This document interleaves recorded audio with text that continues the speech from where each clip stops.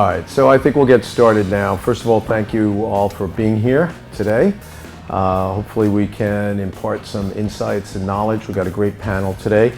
Let me introduce myself. My name is Gary Occhiogrosso. I am the managing partner for a company called Franchise Growth Solutions. And we are a four-silo development firm. What I mean by that is we work with franchisors in developing their franchise brands, everything from developing brand voice to concept, the legal work. We work with attorneys to write FDDs, we write operations manuals, and essentially take brands that are not franchised and get them ready for the franchise experience. The second piece that we do is we get very involved in the strategic planning of the growth and the sales of the organization. We get involved in everything from identifying the perfect or the ideal franchisee to the markets that we want to grow into, setting up lead generation budgets and how we're going to go after those potential franchisees, as well as actually vetting potential franchisees and prospects over the phone and setting up discovery days and walking them through the process of understanding what the brand is about before we will award the franchise. Thirdly, we are involved in helping our franchisor clients build infrastructure, and that can be anything from helping them set up their supply chain, if they're a restaurant, for example, or even a dry goods, to real estate, to things like equipment packages, furniture packages, really anything they need on the infrastructure piece, where rather than go out and hire someone full-time, because we work with a lot of emerging brands and startups that may not be able to afford a purchasing manager or a director of project management. So my clients have access to, I'm going to date myself with the following word, to my Rolodex, and all the contacts of all the folks that are on our website. You can go to my website, it's frangrow.com, and you'll see the team. So that those people have access to those professionals on an at-will basis. And essentially what that allows our franchisors to do is it allows our clients to deliver a very professional, very robust service to their franchisees as if they're a company that has 300 or 500 units and they may only have 5 units. So they have access at will to those folks. And then the last vertical is the cash infusion and private equity piece. So some of you I know you're at my seminar this morning about how to get private equity and capital into your company, and just really how the markets are on fire right now with private equity and franchising. Our topic this afternoon is essentially using digital assets to grow your franchise brand. So first thing I want to do is, how many folks in the room are franchisors?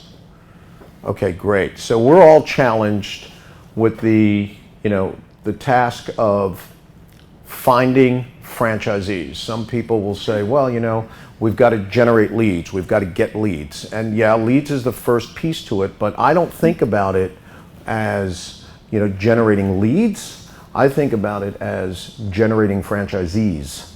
So it's an entire process that starts with who your ideal franchisee is, where they live, and how you can go out and get them. Now, there are various ways to do that. We're going to discuss. I have like 4 or 5 slides here that just to kind of set this up, but then our panelists will really, teach us a lot of, the ways that they've used to help franchisors tell their story and bring in the right franchisees. So first of all, just for the sake of this meeting, what we're talking about here about your digital assets are things like your website, both your consumer and your franchise. Any apps. For those of you who are over at our pavilion over at booth 644, you saw the Motto franchise. They have developed a very sofsticated app for their franchise. Any collateral data that might be emailed or text info. And later on, Zach Fishman will tell us about his platform that I use very successfully. Social media accounts like Facebook, Twitter, any online videos or images that are either on a YouTube channel, if you have a YouTube channel, or that are embedded in your website. And then original content, press releases, articles, what some people I refer to as content marketing to drive search engine optimization. Using your website as your best sales tool. Now, I'm a big believer in this. I mean, I love brochures. I love, all of that stuff. But in today's day and age, unlike 15, 20 years ago, when someone was looking to invest in a franchise company, very often they would call the company. Or they would see an ad, a print ad, and they would call and they would speak to a franchise salesperson, and the franchise salesperson would either speak with them on the phone or they would set up a meeting. But generally, the prospect was getting kind of their first initiation to the brand or learning about the brand directly from someone who worked at the company. It doesn't work that way anymore. Today, that information is gathered through social media, through your website, a lot of other channels where people are getting information that, generally speaking, the very first time you meet with a prospect, they're convinced they know everything about your business. They're simply there to validate. So what your website says is very important, because that's the first impression to that prospect and really starts to create brand value, telling your story, giving them compelling reasons why they want to be involved in your brand. You can show your press. Some folks do their social posts, testimonials, videos. If you go on the websites of the brands that I represent, you'll see a lot of these things. You'll see videos. You'll see just a lot of engaging content that draws the prospect into the brand. Because if I know that's where they're going to first initiate their knowledge, their kind of how they're going to consume that information, I want that website to really be a great sales tool. Let's see what else. Okay, so here again, why you want to maximize your search engine optimization for organic searches, things like content marketing. We'll talk about that from our panelists. Your website has relevant content. By the way, when you do blogging and when you do relevant content on your website, one of the things I always recommend is please don't sell anything. Don't sell your franchise in a blog. Sell knowledge. Sell branding yourself as an expert in that particular field, because that gains the trust of the reader. Pay-per-click or SEM, content marketing, as I mentioned, press releases, public relations, published articles, all of that should be up on your website. Your social media sites, you want to have photos, news, information about your brand, things that might be going on. I have a client, actually he's sitting here in the audience, he just rolled out a new product, and that new product is being initially introduced to his audience, to his customers, through his Facebook and his Instagram. So those are very important platforms. Also geo-targeting, if you're doing Facebook ads, we can talk about geo-targeting specific ads where you can, and the folks from C2 Social will talk about that. Facebook Live events, although I haven't really seen a lot of that lately. I have to admit, I wrote this PowerPoint about a year ago, and it seemed about a year ago everyone was doing Facebook Live things, and now I don't see much of it, thankfully. Grand openings, fundraisers, things that are on your social media that get your people, get your folks engaged, people who have chosen to follow you and follow your brand. They don't want to see the same old thing over and over again, so keep them engaged with what's going on. Articles on LinkedIn, amplifying articles, I do that all the time. If you go on my LinkedIn page, and please feel free to connect with me on LinkedIn, you'll see constantly, there's press releases, there's articles from the brands that I represent. You click on them, it might take you actually to the article itself, or it might take you over to the website of my client. But it amplifies that particular piece of press that was out there. Embedded videos, links to your website wherever possible. If you have vendors that you do business with, maybe those vendors will put your logo on their website when they talk about who their clients are. Click on it, takes you over to your website. Remarket your database. So many of you think about this as your leads. Okay, so I've got all these leads in my CRM system, and every once in a while I'm going to send them an email, or I'm going to have a drip campaign. Well, that's fine, but if you can create engaging events, occasions, what I call occasions to use, where people are now going to get a relevant, engaging piece of information from you that you send out to them, maybe it's announcing a new store opening or a new product. That's going to keep people who might have called you 6 months or a year ago. Now all of a sudden they get a piece of relevant content that you continue to grow, and they get that every so often. Now they might take a second look at your brand. So that's an important thing. By the way, I don't limit that to my lead list. Every one of my clients emails their consumer base with the same information, because you may have customers out there in your stores that are equally interested in owning a franchise, and if you don't let them know about it, or if they don't see you growing, they may not ever take action on it. So again, that's a double slide there, I guess. Other ways to use your digital media. One is a Fran funnel, which Zach will speak about. We use this. This is an instant response to leads. So when we get a lead that comes in from a website, from one of our websites, for example, that person, as soon as they hit submit, literally, because I've done this because I didn't believe it when Zach told me about it, within seconds, they're getting an email. Hi, it's Gary. Thanks for contacting us. What's a good time to give you a call about the franchise, about the XYZ franchise? So it's personalized. It's immediate. It can happen over the weekend. Hey, I know it's Friday night. You must be busy, but you must be really interested. What's a good time to call you? So using text messaging is a great way. CRM systems with drip campaigns, email newsletters. Some of you may want to have, like we have a digital magazine that's been around for 13 years. George kind of runs it with me, where we'll take your articles about your particular brand. We'll put it in this digital magazine and email it out to your contact list, to your database. So now your folks are seeing a piece of press, and Nick is a master at it with 1851. We'll talk about that later on. But these are things that, again, keep your brand relevant and in front of your potential leads. And I put on the bottom, and then lead portals, because as soon as I mention digital marketing or digital advertising or digital lead generation to anyone in the franchising business, the first place their brain goes to is kind of the old school lead portals where it's a pay-per-lead, or the prospect's clicking on 15 different brands, and the portal is sending that person's name to 15 different 15 different companies to that one person, that by the time you call up, they're either totally frustrated or aggravated from all the telephone calls they've gotten, or they don't even remember that they clicked on your brand. So this goes way beyond portals. And first of all, I want to thank you guys for being here. I truly appreciate it. So the first thing that I want to put out there is, and by the way, all of you can kind of answer this question, but Cody, what do you think are the most relevant digital platforms right now that are out there to find franchise buyers? Because we have franchisors in the room, and that's what we're all looking for, buyers. Right. No, that's a good question. It's one that we field a lot.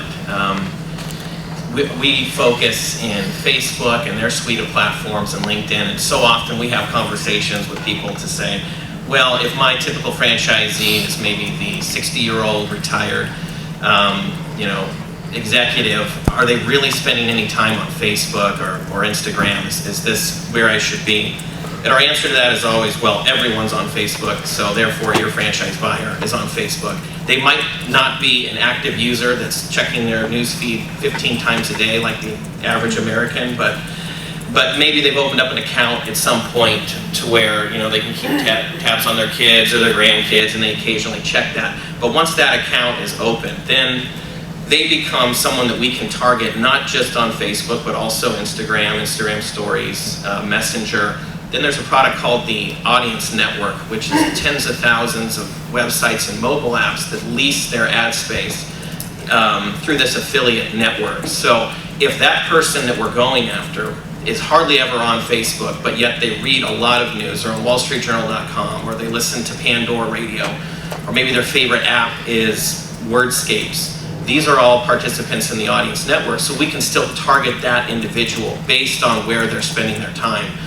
Really, you can find franchise buyers across the board digitally. I think it's important that you really utilize all of it. LinkedIn is a great place to go after, very specific job titles. But through the wealth of data that these platforms have on users, you can get incredibly specifically target to the types of ideal personas that you have in your franchise system. Thank you. Anybody want to add to that? Otherwise, I'm going to give. Sounded pretty good to me. Yeah, I'm gonna give Nick a question because again, he was kind of at the forefront of this whole using digital to generate leads, and what a lot of franchisors, in my opinion, don't spend enough time on is really understanding the cost per acquisition. And the cost per acquisition is how many leads do I have to generate in order to sell a franchise. And those numbers have been a moving target the last few years. I think probably for a 6-year, 5-year period where we say, well, 1 out of 100. Well, that ain't it anymore, especially for the startups and emerging brands. It's probably 1 out of 150. Cost per acquisitions aren't $6,000, $7,000 per deal anymore on lead generation.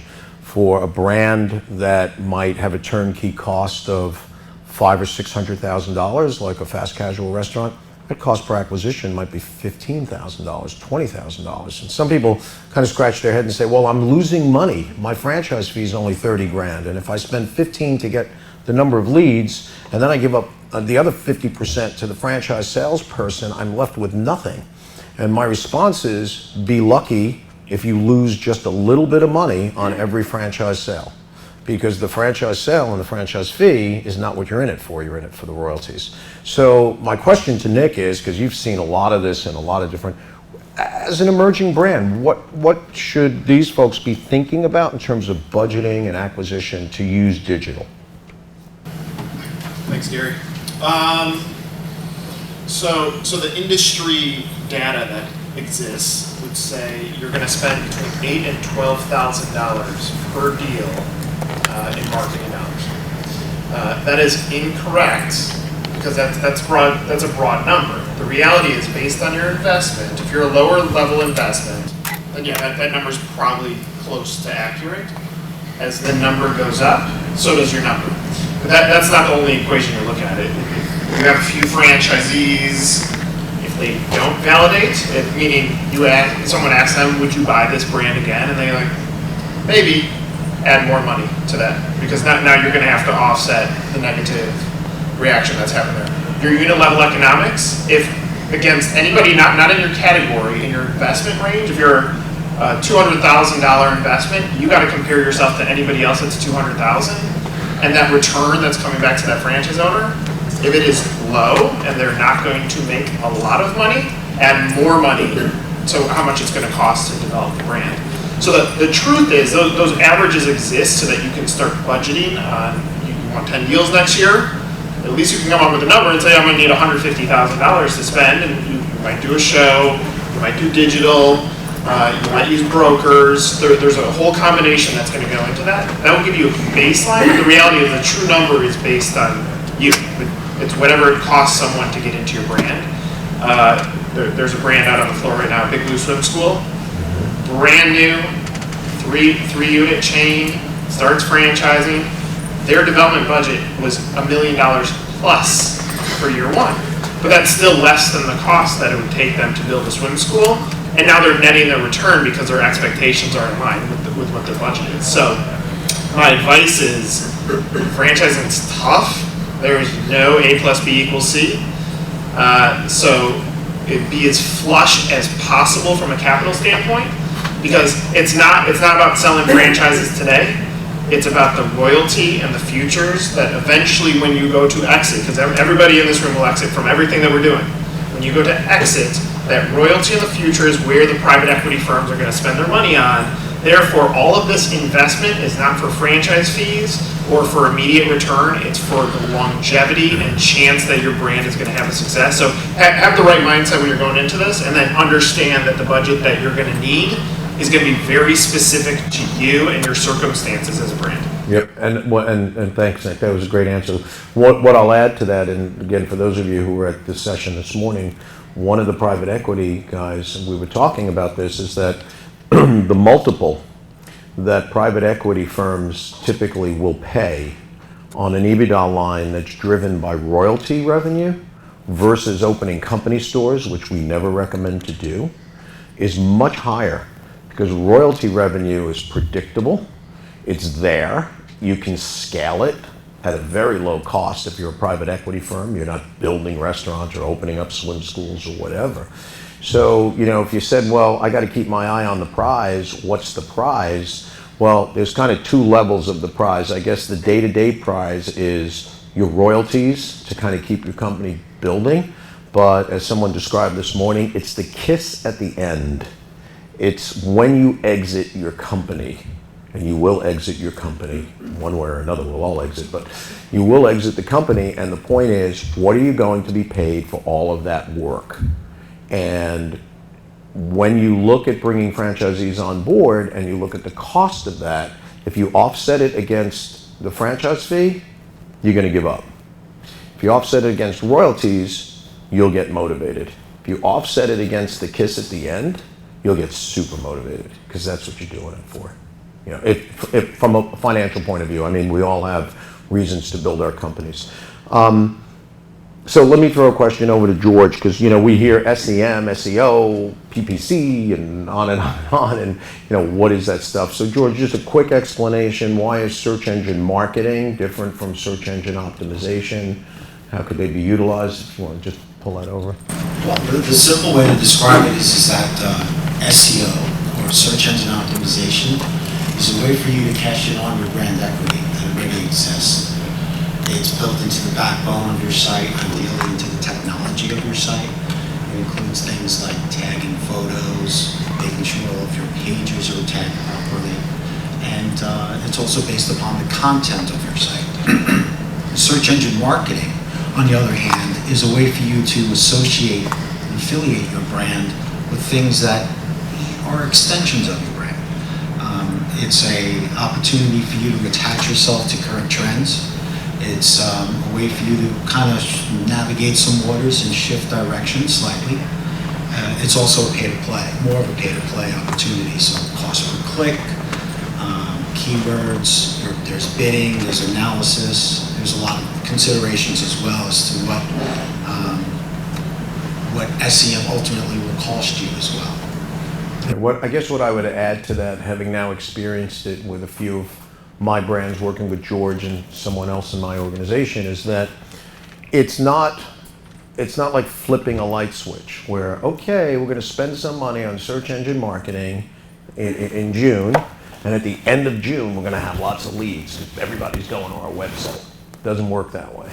There's this constant tweaking and tinkering with the keywords and what's this and a negative keyword, and this is what my competitors are using, and let's try to bring in some of the words that are in our blogs, and, you know, using tools like SEMrush. But to me, search engine marketing, although it takes a long time to really start to feel the benefits of it, you're out there, and when you've got great content and when you're advertising and spending money, the gods of Google will look down on you with great favor.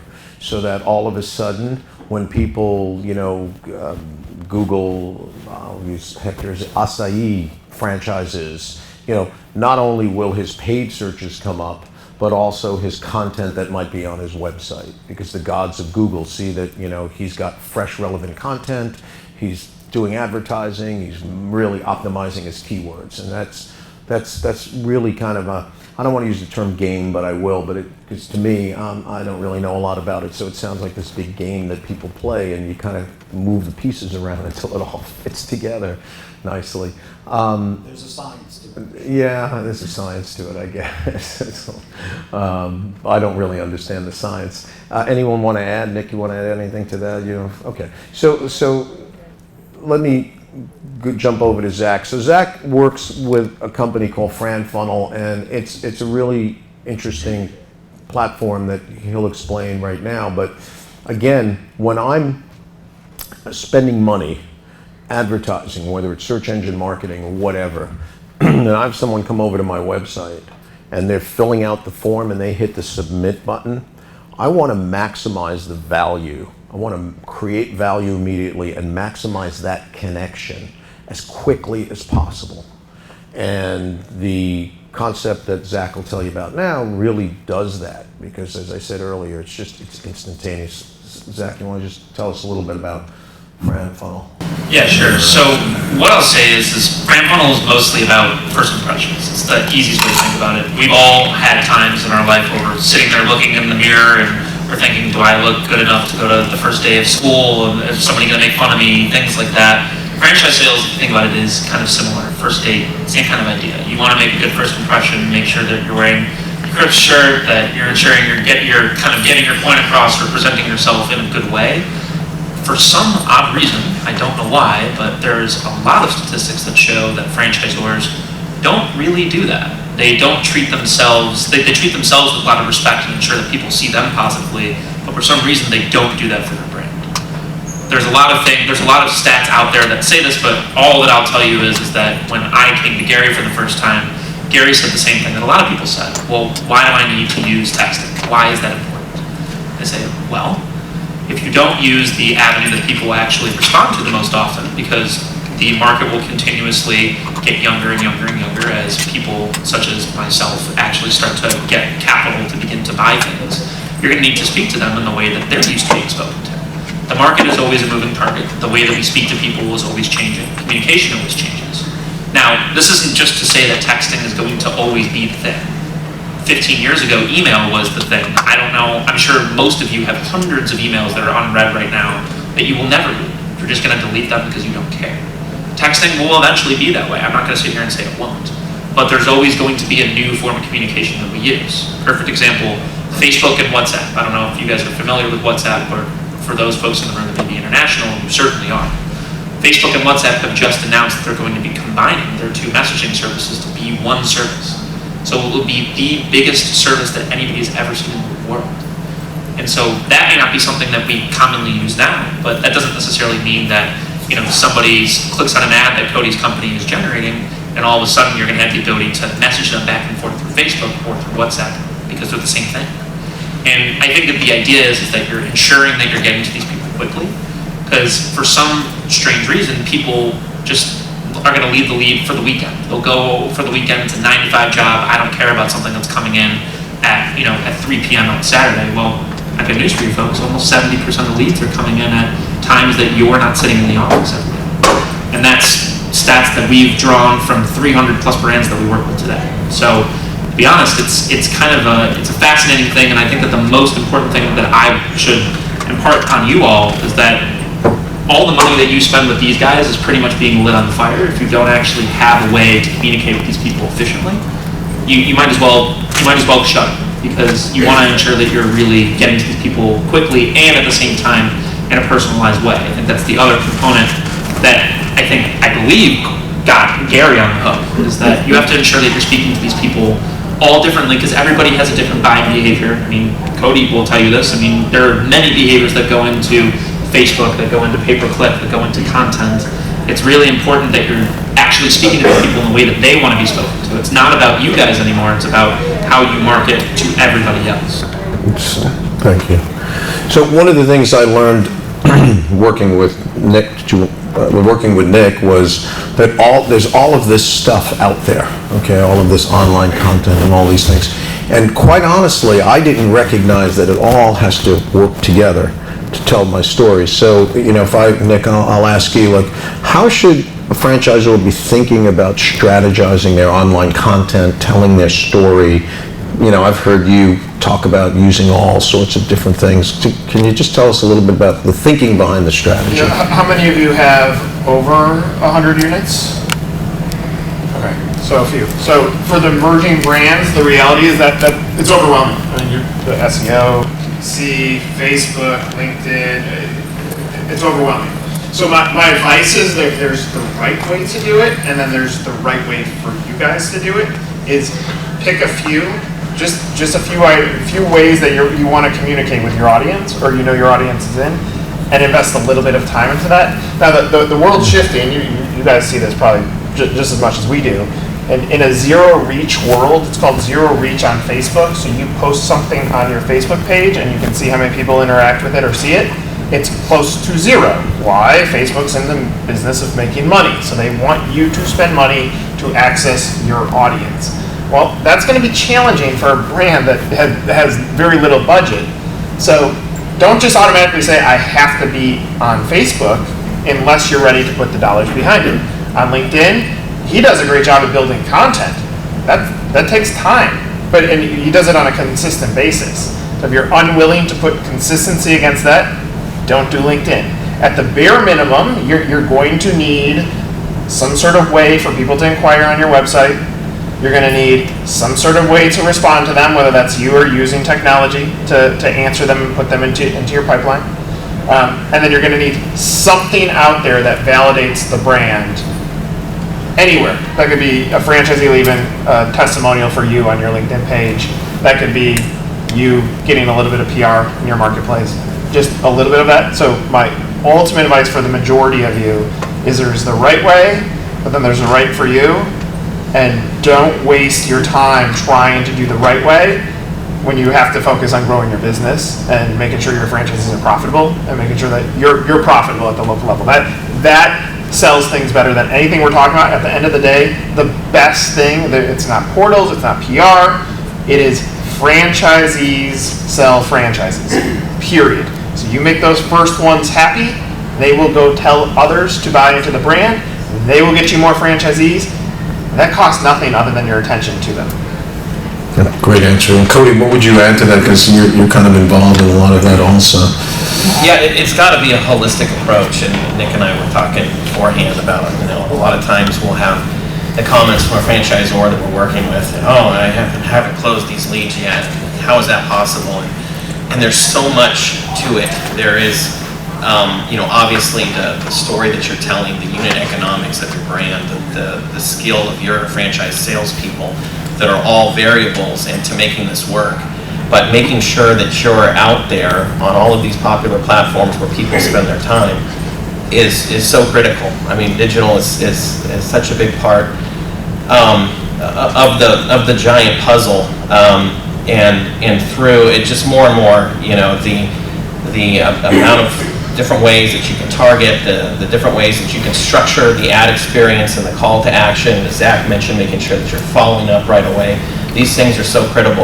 You just think of your own behaviors at night. Maybe there's something that caught your attention as you're scrolling through Instagram, and then you click to learn more, and it's asking you to fill out a form and submit your information. And you do that, and if someone's reaching back out to you right away, it might not be a phone call that you want to take at that time, but through texting, as that's the preferred method of communication for a lot of people that are doing all this due diligence online themselves, like you mentioned up front. Engage them, and that's no better way to start, getting them the answers to their questions or delivering that information that they want next, to just get as many engaged leads, as many people as you can into your pipeline, with the goal of eventually converting them. Yeah, because if they're not listening to your story, obviously they're never going to hear it. So that's why I'm enamored with texting and the text. Zach, what are some of the most creative ways you've seen that message or those messages being created in order to touch people? Yeah, I think that with texting, just like any other avenue that you use to market yourself, you want to present yourself in a unique light. And I think that so often brands are kind of cool with just doing texting in general because they believe that's what they're supposed to be doing, but they don't actually get into the weeds on it and kind of figure out a way to ensure that they stand out. And I think that one of the really cool things that Gary actually does with his brands is that because he handles multiple, he has the unique opportunity to present all of them in a very different light, depending on where they're located, what type of food it is, what type of buyer they're looking for, because every brand has a different profile. You have the ability to kind of send different messages based off of all of those things. And I think that so often people kind of miss the mark in terms of how they're presenting themselves. And I think that, for instance, we have a brand that we work with right now that's actually out there on the convention floor, that they basically theme their message. They have a different message every month because it's a frozen treat concept, and so they do a different type of text message that's kind of in relation to the flavor that is their flavor of the month that they have, which is really interesting. And so it kind of makes them stand out. And so from there, I think it allows people to kind of get into that narrative of this is what the company's all about. They're kind of wacky. They like to send a bunch of emojis, and there's a bunch of colors associated with it, and there's a bunch of pictures. It just depends on the brand, but I would say that even the brands that are really, quote, unsexy, like the carpet cleaning brands, there are still ways to make yourself stand out. And I think that you shouldn't be satisfied with just status quo. I think it's really important to make yourself actually stand out and be a little different. So you raised an interesting point there, and Zach. I think Cody. I think we talked about this, and you mentioned about the frozen treat. And I know George, you'll have something to add on this on the timing. But Cody, I want to ask you first because those messages change. Is that a seasonal thing? Is it like, what do you see if you're out there creating ads for your clients? Are you adjusting those ads for seasonality on a per brand basis? I mean, how does that come into play? Because I used to be in the ice cream business, and we didn't do very well in January in Indianapolis. Okay. I know that as well with frozen yogurt. Definitely. For one, you want the message to be fresh, and to mix up your content from time to time. There's challenges with that, though. It can't be too often, especially in a paid social media ad campaign, is they have these algorithms that score ads, and a lot of times, like a fine wine, they can give it a higher score if it's been out there a little longer with more engagement. And so those are things you have to consider as well as you look at, okay, is it time to swap out this? If it's really been performing, you might just want to leave that one alone. But, obviously, yes, if you can tailor the message to seasons and whatnot. I know with a lot of brands, there is big highs and lows, like a tax prep concept that, usually it is all hands on deck January through, December or April 15th, and they're not so, excited about selling franchises because they're busy, and then it's, now let's focus on our fan dev efforts. But the things we try to tell clients too is, pausing it, turning it off, turning it back on because of seasonality. You've got to understand that as you're building a pipeline, as you're getting all these leads, all these conversations together, having gaps can really hurt you because, when you're closing deals, you're seeing the fruit of all the effort that you put in, 6 months ago. And so once you, dial it all down, turn it off, once you get going again, there's going to be that gap in time. And so we try to encourage people to keep it going. And then, put into place the drip flows and whatnot, so that even virtually you're touching base with them and trying to find the most motivated of all of your franchise prospects without having to jeopardize all your time. Yeah, I guess I would summarize that by saying once you start to tell your story, never stop. Okay, so if you think of that big pipeline we all hear about, the pipeline, and was packing it with leads. So we got day one and then day 180, which is the pretty typical sales cycle right now in franchising. You don't want any air bubbles in that pipeline because now you're going to miss that franchise sale for that month or 2 months, and you've got to start over again. So when we talk about seasonality and backing off, it doesn't mean stop. It means maybe change the message. And George, I remember when we started, we one of the first clients we worked on together in an SEM project, a restaurant, and just tell the story about, kind of the lunchtime dilemma that we, because I think it's an interesting story. We never thought that this would happen, but what ended up happening, and you can kind of pull that closer to you also. I would also add, though, on the individual platforms, the ads have to be relevant to the platform. So an ad that might outperform everything on Facebook might be a complete loser on LinkedIn. So that's really important. Consistency there. With the timing, especially with food-based franchises, you don't want to be advertising a pizza franchise at 12 noon in New York City because most of the people searching for pizza at 12 noon in New York City are looking for lunch. And that's just the way that you're kind of throwing money into the wind, and you're not really getting people who are serious about buying a franchise, really more using a franchise. So that's where the time. Yeah, so we ran into some problems with that. We had tons of people coming over to our website, which we loved, but they were all consumers, or not all, but the vast majority of them were consumers, and that's fine. We captured their data and we had them, but we weren't telling our story to the right people at the right time, and I think that's pretty significant. How do we use digital to supplement or to amplify our investment in something like a franchise show? How do those two things Yeah, there's, amazing technology. You've probably heard of geofencing, where you basically could set up a perimeter of a location like the Javits Center and say, I want to advertise to people that are within this vicinity on these given days, knowing that you're capturing the convention goers, that's your ideal audience. Or maybe you're exhibiting, and in the advertising you want to push more people to your booth or to your seminar. And so putting together a geofence campaign so that digitally you're providing even more value for that investment that you made to be there and flying all your staff and purchase the booth and whatnot, we've found is a great strategy to, again, that that's the relevant audience.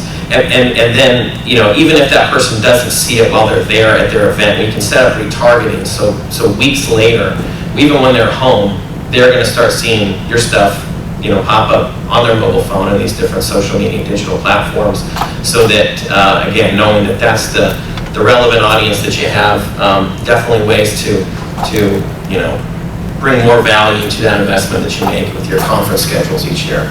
Yeah, and I would, and I'll ask Nick this question about just using your website. So one of my clients had this great pop-up where you could register and get a free pass to come to the show today. And he captured data that way, and he was doing different announcements. And for me, what I found interesting about that was not only was he doing that to promote the show, but it gave his website almost a new dimension, almost looked like a different website. So I'll put the question to Nick, your opinion, how often should a franchisor kind of update their franchise development website?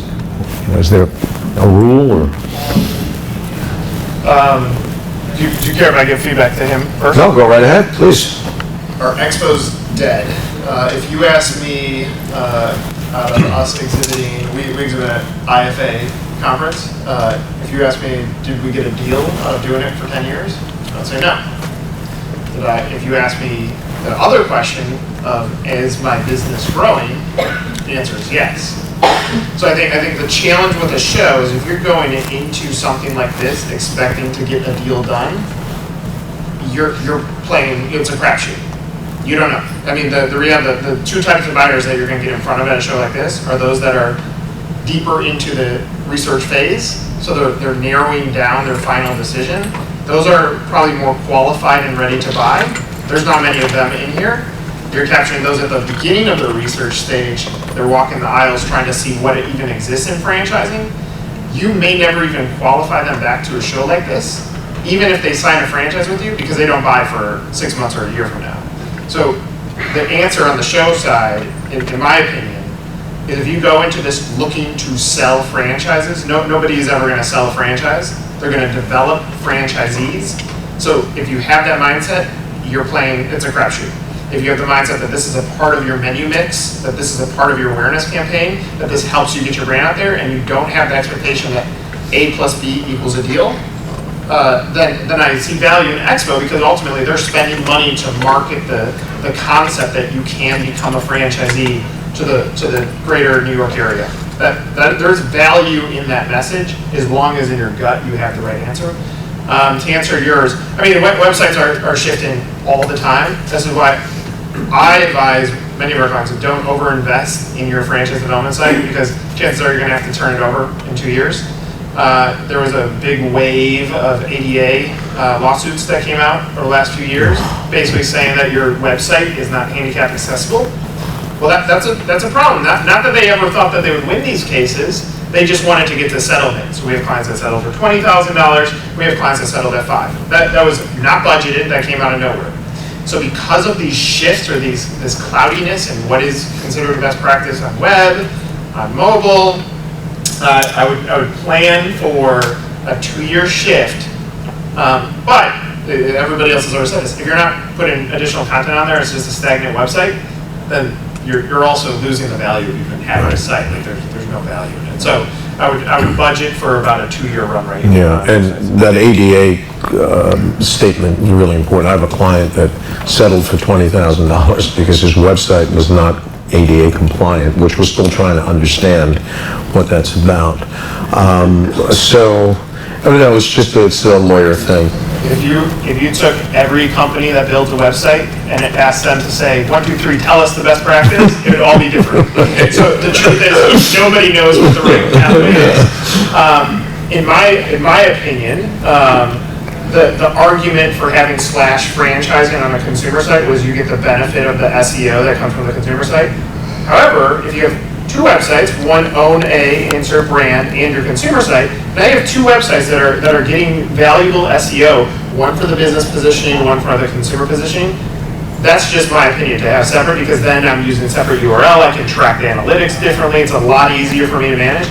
However, again, you throw anybody who has an opinion on websites in a room, it's vastly different. So it ultimately turns into most cost effective for you. Do you feel comfortable with your web company? Can they make sure that they're asking the right questions on the form of how the person wants to receive information? Every buyer is the same. Belief in the product. They believe in you guys as leaders. Cost to get into the business and how much they can make makes sense for them. And the franchise validates, well, that's it. Like if you break down why people buy, that's it. So if you're answering that, whether it's on your consumer site or your development site, as long as you're answering that information, you've set yourself up in the best light to potentially capture people that most likely had an interaction with your brand before they even got to that website, or to show them that you're a franchise. So the best practice is wacky. Yeah, I agree with that guy. I'm a believer in 2 separate websites, but a link on the consumer site over to the franchise site, but not a link back. Your thoughts? Any other thoughts on that? I think it's important to have 2 as well, because you can have your messaging clearly defined for each site and not have somebody click back to like a consumer-centric piece of content that may confuse the issue. And so if you have your franchise messaging on a franchise-dedicated platform, and you have your consumer messaging on a consumer-dedicated, you have less risk in commingling mixed messaging. One thing I'll say as well is I've had people who are a lot more successful than me tell me many times that for some odd reason the franchise space believes that you have to you market on the consumer side and the franchise development side in the exact same way.